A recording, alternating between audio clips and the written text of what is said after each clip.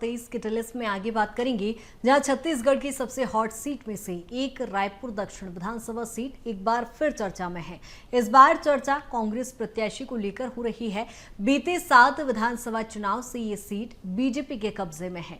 प्रदेश के कद्दावर नेता बृजमोहन अग्रवाल हर बार इस सीट पर बड़े मार्जिन से जीतते आए हैं, लेकिन इस बार कांग्रेस ने इस सीट पर महंत राम सुंदर दास को उतार दिया है, जिसके बाद इस सीट पर अब गुरु शिष्य के बीच सीधे मुकाबला देखने को मिलेगा। देखिए रिपोर्ट। महंत लगाएंगे रायपुर दक्षिण में सेंध। गुरु शिष्य में कौन किस पर पड़ेगा भारी? जनता किसको सौंपेगी रायपुर दक्षिण की चाबी? कौन किस पर होगा काबिज? रायपुर दक्षिण विधानसभा सीट शुरू से ही बीजेपी की परंपरागत सीट मानी जाती है। यहां से पूर्व मंत्री बृजमोहन अग्रवाल लगातार जीतते आ रहे हैं। हर बार उनके जीत का मार्जिन बढ़ता ही जा रहा है। इस बार 2023 विधानसभा चुनाव को लेकर ये सीट एक बार फिर सुर्खियों में है।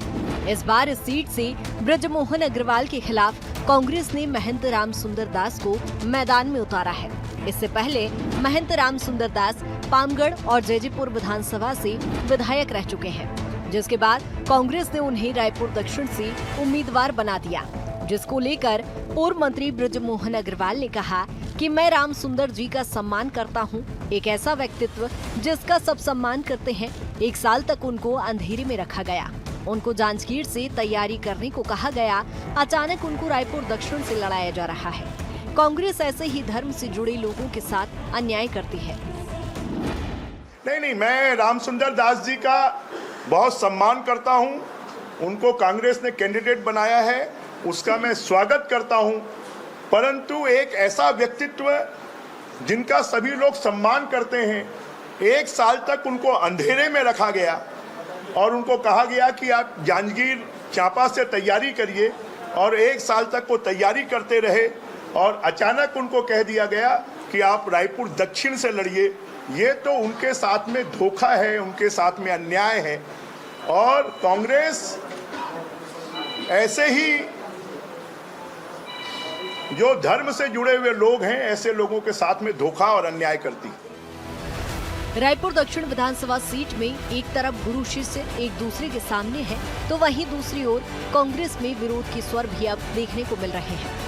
और कांग्रेस के विरोध के सुर को खत्म करने के लिए बैठकों का दौर भी शुरू हो गया है।